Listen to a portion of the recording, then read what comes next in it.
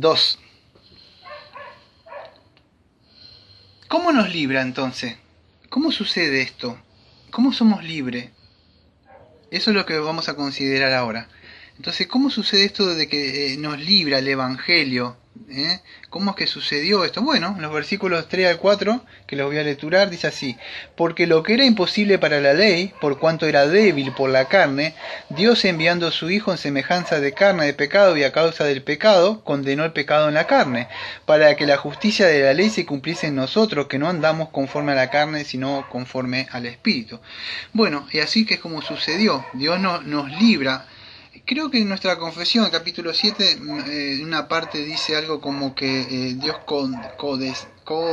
desciende con nosotros, porque si todo lo que estuvimos viendo todos estos domingos, todos estos meses, que el pecado, que Adán cayó, que no podemos, el hombre luchando contra su nous y no puede ser salvo, y hubiera estado ahí, estamos perdidos, pero Dios descendió. Dios tenía un plan, no un plan maravilloso como dice ahora para tu vida, esas cosas, no, era salvarlo, porque el hombre no puede.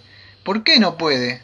Aunque ustedes quieran, como ese hombre de Romanos 7 luchando con su mente y no puede, no tiene tranquilidad. ¿Por qué no puede? Porque la naturaleza pecadora que tenemos adentro, esa que teníamos continuamente en la mañana y en la noche, anuló, vamos a decir, el poder. O sea, no porque la ley no pueda, sino que en el sentido es nuestra rebeldía para con Dios, no querer saber nada para con Dios, la carne o el sarc, nuestra naturaleza egocéntrica, narcisista, de que está ahí. Entonces no podía hacer nada. Entonces el hombre de Romanos 7 tenía que decir: miserable hombre de mí, ¿quién me librará? El Señor dice: yo voy a enviar a mi hijo amado. Entonces cuando la persona reconoce que no puede, entonces Dios ha provisto para la humanidad que ese sacrificio. Dios nos mandó a su hijo amado, como dice el himno, ¿no? Dios envió a su hijo amado. Entonces es así, Dios proveyó para nuestra justificación. Dios demanda justicia, pero Dios da justicia. Entonces Dios nos dio la gracia, como decía Agustín, creo, nos dio la gracia. Creo que decía así Agustín, nos dio la ley para que busquemos la gracia. Ahora nos dio la gracia para que pudiéramos cumplir la ley. Parece un trabalengua de lengua, pero no es así. Entonces Dios proveyó para nuestra justificación, pero no solo para nuestra justificación, sino ¿para qué? Para que la justicia de ley se cumpliera de nosotros, que no andamos conforme a la carne, sino conforme al Espíritu. Entonces también para que anduviéramos en novedad de vida. Si fueron justificados, amados, tiene que haber un proceso de santificación. Santificación es algo a apartarse. Tiene que haber empezado algo, apartarse de ciertas cosas. Eso es apartarse. Dios dice mío para algo. Entonces Dios los aparta. Entonces, ¿cómo sucede esto? ¿Cómo nos libra? Bueno, envió a su Hijo amado. Ahora que lo que empezamos ahí, que dije al final, el tratado de Anselmo, Dios, el Señor Jesucristo se tenía que encarnar. El Señor tenía que tomar cuerpo. ¿Por qué? Porque Dios tenía que proveer cuerpo para hacer expiación del pecado. ¿Por qué? ¿Quién violó la ley? ¿Ese perro que ladra ahí? ¿O quién? No, fuimos nosotros, el ser humano, fue Adán. Entonces el hombre debía pagar. Entonces es lo que sucede. Dios envió a su Hijo amado para que se encarnara y para que por medio de él la justa sanción de la ley cayera sobre él, y para poder cumplir la exigencia de la ley, que voy a hablar más adelante un poco. Entonces, a ver si se puede entender cómo nos libra. Estamos viendo, bueno, Dios es el que intercede, vamos a decir, el que obra, el que entra. ¿Cómo es esa obra? Bueno, manda a su Hijo amado, que él satisface las demandas de la ley, pero no solo eso, sino que nos va a santificar. ¿Qué más también hace? Envía su Santo Espíritu. Si ustedes han leído una vez Gálatas 4, versículo 4 al 6 y 7, dice que Jesucristo nació bajo la ley. ¿Por qué nació bajo la ley? Porque él tenía que cumplir la ley, tenía que cumplir esa ley. Él cumplió en su vida activa y pasiva. La cumplió, las demandas de la ley. ¿Qué decía la ley? Que tenía que vivir una vida santa. Jesucristo no tuvo un pensamiento ni sucio, ni malo, ni nada. Nada, ni siquiera un pensamiento malo con una mujer, ni nada. Él era santo, santo, y es santo. Ahora, ¿qué también me demandaba la ley? La ley demandaba que el que transgredía la ley debía pagar. Bueno, él cumplió esa parte, la sanción. anduvo una vida santa, pero también Cristo pagó la sanción penal, o sea, de infracción de la ley por nosotros. Y así es como Dios nos libra, Dios nos justifica a través de su Hijo, y nos santifica a través de su Espíritu. Y ese es el plan de salvación, amado, que Dios ha hecho, Padre, Hijo y Espíritu Santo. No esa cosa que se predica hoy por ahí, y la gente está llena de esos lugares. No es eso, así es como lleva Dios el plan de salvación para nosotros. Y ese es el verdadero evangelio, en que Dios no nos justifica por la ley, sino que somos salvos por gracia, por medio de la fe. Y es a través cuando ustedes han creído, si ustedes han creído, han depositado su fe, que no pueden ser salvos, y han creído en el sacrificio que hizo Cristo, Dios promete que salvarles. No le va a echar ninguno fuera que vaya confiado en él. Quizá están descuidando el elemento de la gracia mucho, pero si no, es porque no han confiado, de verdad. Pero si fueron, pues si de verdad han confiado, Dios dice que ninguno le va a echar fuera. Pero a la misma vez dice que Dios también va a mandar su Santo Espíritu. ¿Para qué? Para que seamos santificados, que es lo que vamos a enviar, lo que vamos a ver ahora que Dios envió. Entonces, ¿cómo lo hizo? Dios, en primer lugar, ya expliqué, Dios envió a su Hijo amado, envió a su Hijo. Ahora, ¿qué tuvo que hacer Señor Jesucristo? Bueno, lo que creemos nosotros, o el credo de los apóstoles, que es, se encarnó, tuvo que tomar cuerpo. Eso es ahora en condición, a nuestra condición de pecadores. A mí no me da tiempo de hablar, tendría que ir a Filipenses, creo que, a ver si me da tiempo, un poquito, pero no lo tenía guardado, pero creo que es en Filipenses 2, 6 y 7, si me equivoco los textos. A ver. El cual, siendo en forma de Dios, no estimó el ser igual a Dios como cosa que aferrarse, sino que se despojó a sí mismo tomando forma de siervo, siendo semejante a los hombres, y estando en condición de hombre se humilló a sí mismo, haciéndose obediente hasta la muerte y muerte de la cruz. Entonces ahí vemos la humillación de Cristo. Yo creo que lo estoy diciendo de memoria los textos porque no los tenía anotados. Creo que es en 2 de Corintios 5:21, si no me equivoco. A ver si me dan un momento. Al que no conoció pecado, por nosotros lo hizo pecado, para que nosotros fuésemos hechos justicia de Dios en él. Entonces fue inocente, o sea, se encarnó, tomó cuerpo de nosotros, pero para pagar y sufrir se puso adelante para recibir la ira y castigo, porque el pecado debía caer, debía descender la ira de Dios. Por eso muchos no predican de la ira de Dios y solamente del amor de Dios. Eso es negar de una forma el evangelio, la expiación que Dios llevó a cabo. Y se tiene que mostrar que Dios está airado en el pecador. Entonces eso tomó condición de hombre, eso es en semejanza de carne. Podría hablar de algo de lo que eran los docetistas, David, que no creían que tenía un cuerpo verdadero ahí, pero no me daría el tiempo de hablar sobre eso. Dios, Señor Jesucristo, para que puedan entender, tuvo un cuerpo así, 100% así, y tuvo Dios mismo en un cuerpo, la buena naturaleza. Eso es importante de entender eso, pero él no tenía, vamos a decir, la naturaleza pecaminosa nuestra. Él tenía sin pecado. ¿Para qué hizo esto? ¿Tomó cuerpo?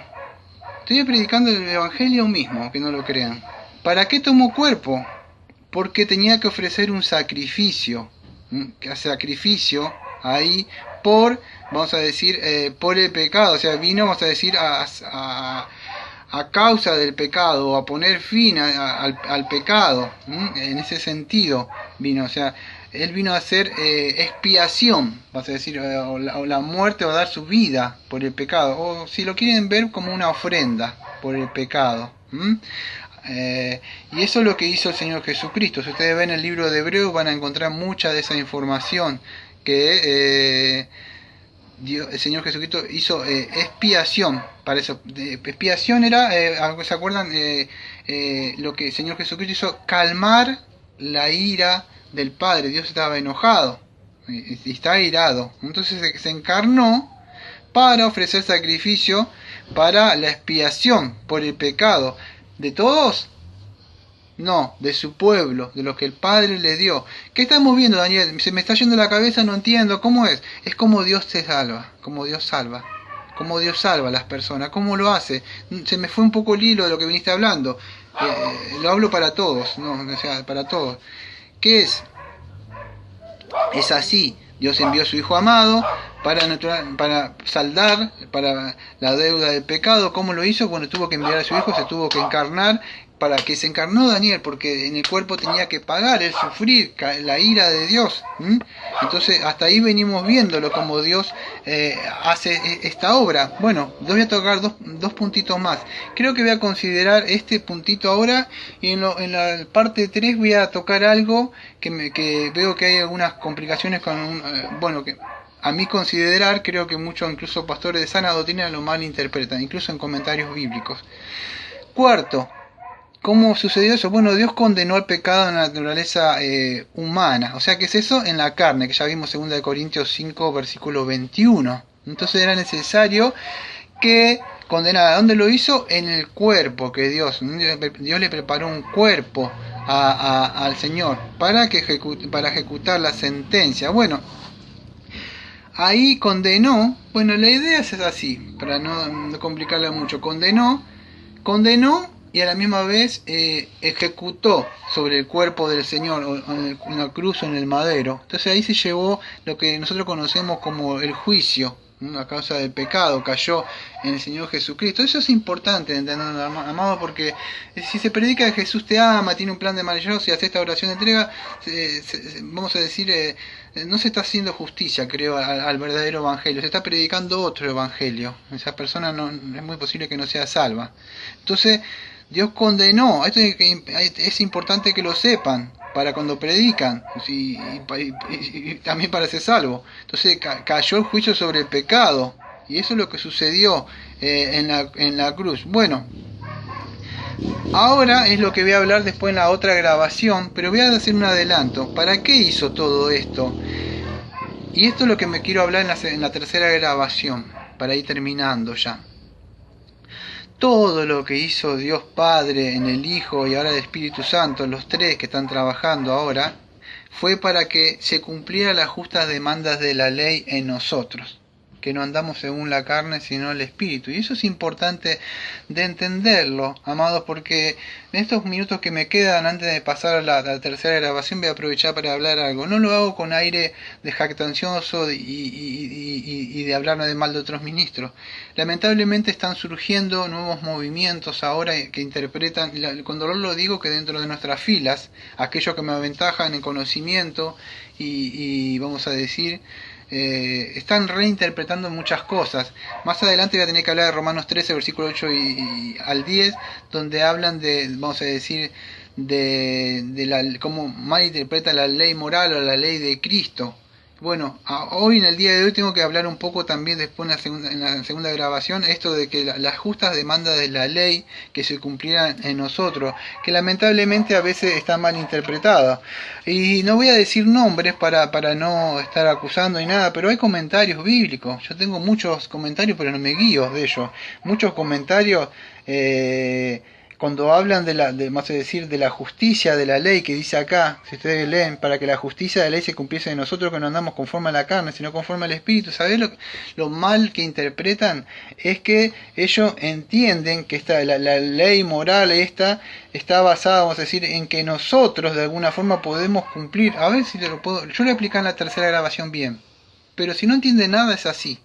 Y esto está erradísimo. Porque a mí yo le siento dolor a obras. Es así, como que el Espíritu Santo nos infunde ahora el poder que Cristo hizo, viene el Espíritu Santo, ahora entonces yo puedo andar en novedad de vida y puedo cumplir la ley por amor. Eso no es, de verdad no sucede así. Eso estaría como que Dios me estaría dando un poder del Espíritu Santo para cumplir la ley. Lamentablemente, si ustedes no lo entienden esto, eso es otra cosa. No sucede así. Ahora le voy a explicar bien. Si no entienden nada de lo que estoy diciendo, todo lo cumplió Cristo. Entonces no es que vamos a decir que ahora nosotros tenemos en el nuevo pacto un poder, o el creyente tiene un poder, estamos libres de la condenación que Cristo nos libró, pero ahora de alguna forma Dios nos da el poder en el Espíritu Santo. Aunque sucede eso, no es que nosotros podemos guardar la ley ahora en nuestras fuerzas. Ese es el error que yo creo que hay. No, eso es imposible que nosotros podamos hacer. Nosotros no podemos cumplir eso. Y eso es lo que voy a hablar un poquitito ahora para ir cerrando.